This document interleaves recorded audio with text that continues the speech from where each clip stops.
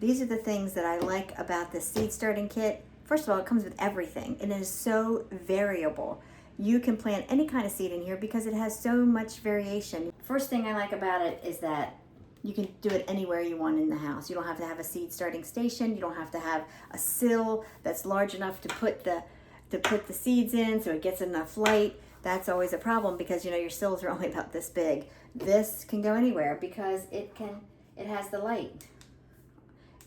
It also has a variation of light. You can make it higher depending on what your seeds and your seedlings need, the light. You can always look on the seed packet for that to make sure of what light they need. Germination may or may not need light to germinate, so you've got to look at the seed pack to make sure. So if it doesn't need light, it goes off.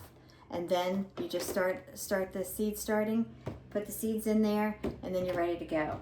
Now, I like too the fact that it has a timer on there. You don't have to time it yourself and run home, turn it off, turn it on. It's all right there. This comes with a heating pad. So the heating pad is only usually for germination, and then you take it out. Once the seeds start and the leaves start to grow, this is only for germination. So it comes, you can turn it on and off. It shows the room temperature, and then it has a variation too. You can make it warmer or colder depending on what the seed needs to germinate. You want to make sure you look that up to make sure that you're doing it at the right temperature. So all of these things are a plus for me. Once the seeds grow, you can take this off and you don't have to use this dome anymore.